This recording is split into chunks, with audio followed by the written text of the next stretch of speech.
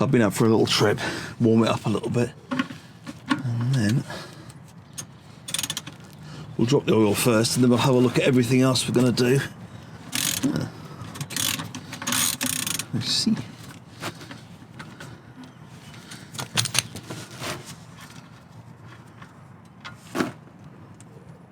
These are all the bits we've got. Oil filter, spark plugs, got some HT leads, and we've also got rocker cover gasket and oil.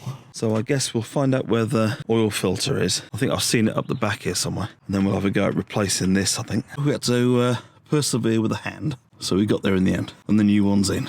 So let's wipe it down a little bit and go up top. I've put enough oil in there that it's safe, should I forget to check. But we'll get it down to some level ground and check it a bit later. So, next thing is this off. Now, I'm not doing the Cambelt today, because I'm not sure I'll have enough time. I need the car later, so we'll do that tomorrow. But, looks like I need to get the cover off first.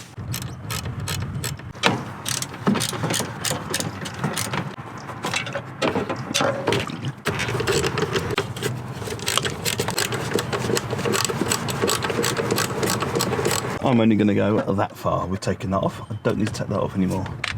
So, let's undo all these.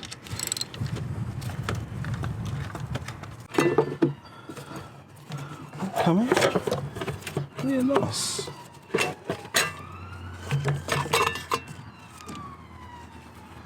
Cool. That's what we're replacing, that gasket round there. It's been leaking at the ends. So, one thing I did the other day, I washed the engine because the oil down the back of it and stuff, and afterwards it ran awful for a bit until it dried up. There's water got down the back, down in there. So before we take the spark plugs out, which I think I'll do now because it looks easier to do that there, we'll just dry all that water up. It's got that focus issue where the speedo goes haywire at like 50 and it goes right round and then it comes back. It doesn't really settle down for the rest of the journey then. And I've seen some people say it could be the speed sensor. I wonder where that goes. There's cam position sensor there.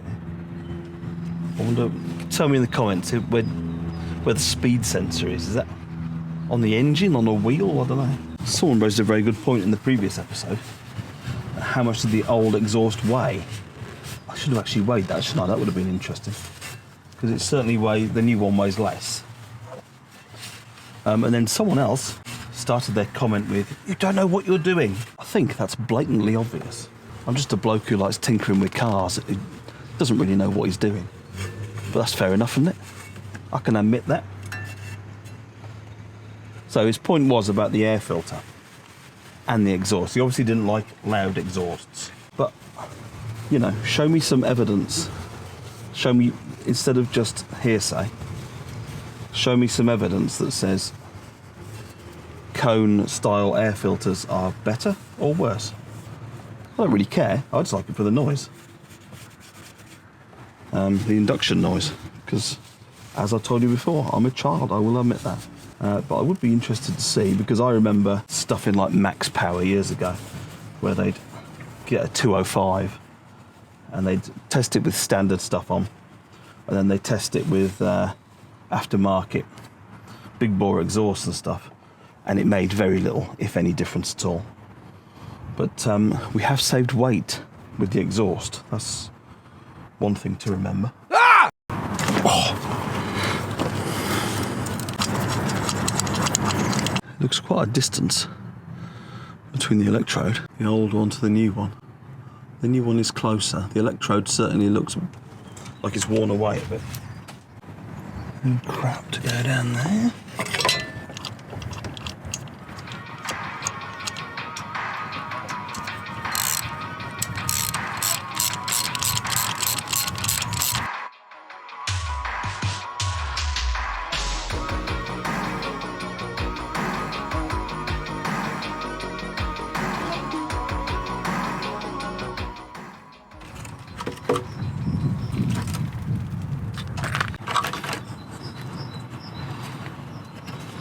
They've got these like little locating things here.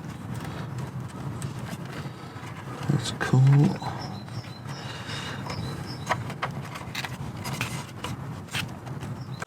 No wonder they fail, is it? It's not a lot of stuff to it, really.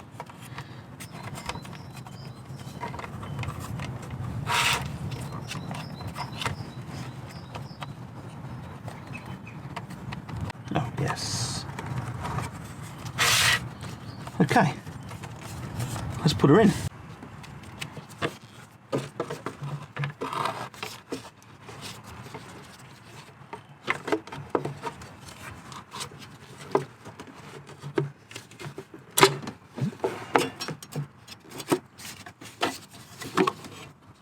That's all back together.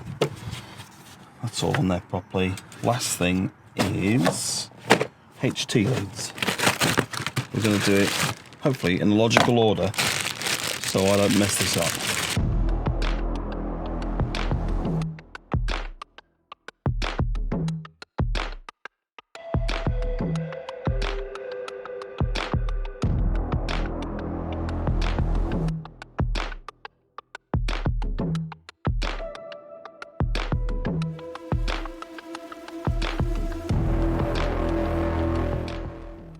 Right, okay, let's start it up.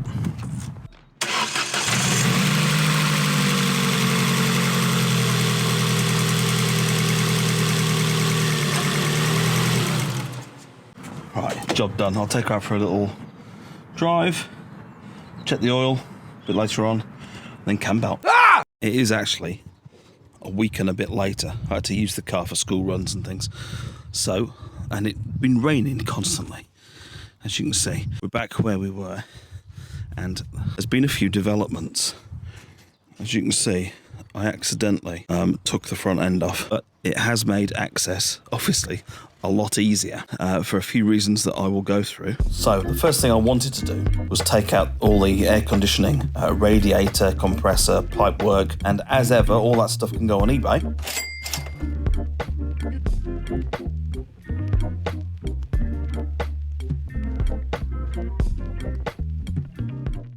And the next thing I wanted to do was take out the fog lights out of the bumper. And also, I took this lower sort of grille thing off as well. Shall I leave it off or put it back on? When I took the wheel liner off, there was so much mud behind there, wet mud.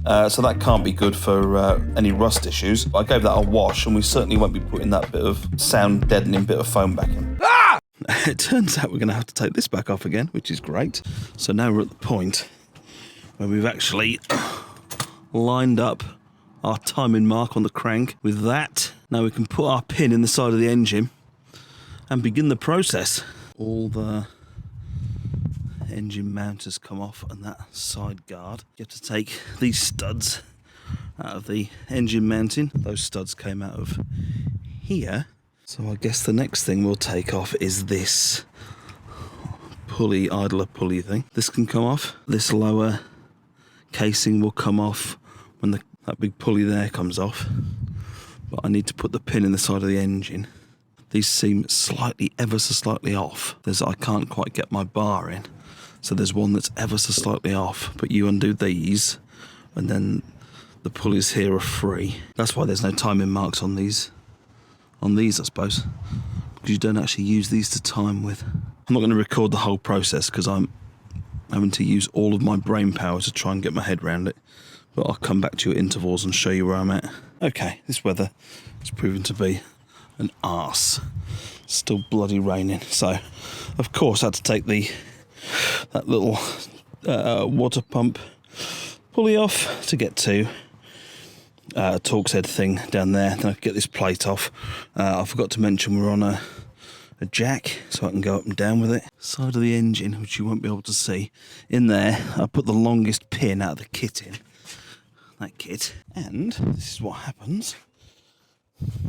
Just stops the engine going past that point. So now we can concentrate on the top bit for a moment. God, it's taken me ages. But we're all back together. Spun it around a couple of times and it's all back on its marks. There's the new belt. We've got a Daco.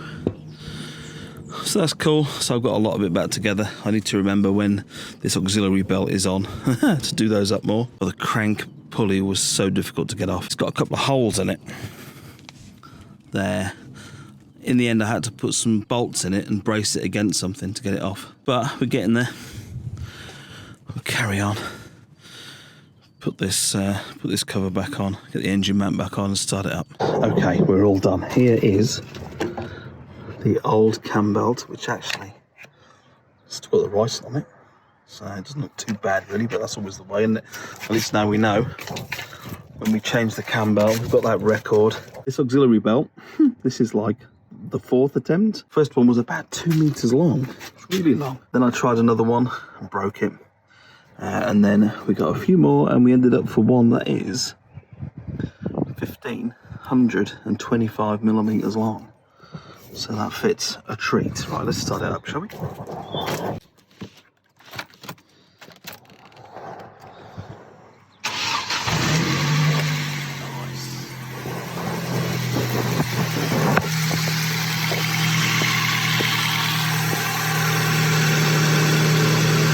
Yeah, so just to recap, I took the front end off to take out the fog lights, so they've gone, because if I'm going to use it in a rally, we'll put some proper big spotlights in instead.